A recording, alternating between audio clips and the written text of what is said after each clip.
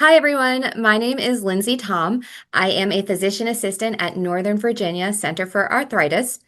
And today I'm excited to talk to you about something that we all recognize in rheumatology, osteoporosis, specifically about the pitfalls in osteoporosis and about groups who are underserved and undertreated. Most people, we think of osteoporosis and we picture this classic patient, that thin, elderly, postmenopausal woman. Of course, that person is at high risk for osteoporosis, but if we only focus there, we do miss a large number of patients who are quietly developing bone loss as well. Patients we see with inflammatory diseases, of course, in rheumatology, inflammatory arthritis like rheumatoid and psoriatic, but also these patients with IBD, COPD, especially those who are on the long-term glucocorticoids.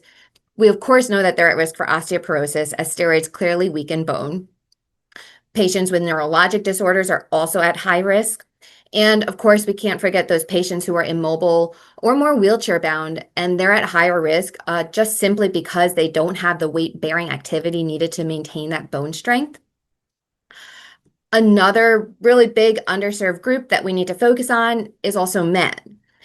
We always think of women as having the disease, and women have osteoporosis more frequently, but men can, and they do have osteoporosis as well.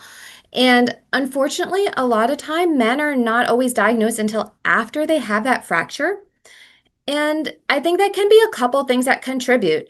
I'd say one, we're still a lot of people thinking of osteoporosis inaccurately at this women's disease. And then the screening guidelines for men, they're just really, it's not that great. The U.S. Preventative Services Task Force still says there's insufficient evidence to recommend for routine screening. Other guidelines, they'll say to screen at 70, or if there's high risk factors, we think about things like steroid use as mentioned, or the risk factor of having a prior fracture. But of course, that means at that point, the disease may have already progressed. So, it does bring into question, should we be screening some of these people earlier to prevent these fractures instead of catching it after the fact? As rheumatology providers, I think that we're pretty good at screening our patients who have inflammatory arthritis. But we also really need to be vigilant about these other patients. So about the patient you see with a different type of rheumatic condition, but maybe they also have COPD and they're prescribed steroids from their pulmonologist, or we might have a different person who's that male patient who we see for osteoarthritis of his hands and his knees, but now he's also had a stroke and he's been wheelchair bound for several years because those patients are also at high risk for osteoporosis, and we really need to screen for them as well. Unfortunately, even with screening, we have these other pitfalls. So we see these socioeconomic barriers, transportation, cost, access to the imaging centers. These can all affect the delay in getting that DEXA screening. And then even if they do get screened, unfortunately, there's still other things. We sometimes have DEXA results that can be a little bit misleading. Degenerative changes in the spine can make it look falsely elevated. Sometimes there's differences in calibration of machine or interpretation.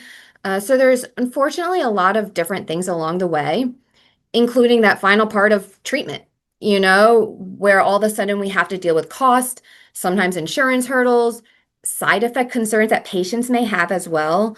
And then you also have to worry about the adherence to the medicine because some patients do have that poor adherence or they miss follow-ups. And for certain things like injectable therapies like denosumab, where it's so important to have it every 6 months, patients sometimes get lost to follow-up, and that does put them at risk for that rapid bone loss. So lots of things, it's not just about identifying that risk, but it's also about keeping patient engaged, keeping them on their therapy.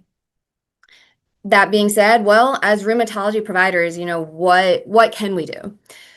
Of course, it's not perfect, but we definitely can be vigilant, really broaden who we think of as at risk. We can act early and try to really improve that treatment initiation and the follow through. And part of that is explaining that fracture risk, addressing the fears with our patients that they may have around these medications, and ensuring those follow-ups so they don't fall through those cracks. Finally, also advocating for patients in terms of getting that bone density.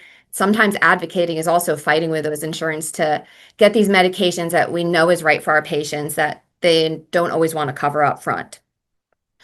So that being said, just keeping in mind osteoporosis, we all know about it, but we just want to keep in mind it's not just this thin elderly woman's disease. We still have groups that are underserved and they're undertreated. So hopefully, from this talk and moving forward, we could just remember that there's these vulnerable groups who are needing treatment. And as rheumatologists, APPs, I think we can all work together and try to close the gaps to ensure care for all of those who are at risk for this disease. For more information about osteoporosis and all things rheumatology, go to rheumnow.com. Thanks.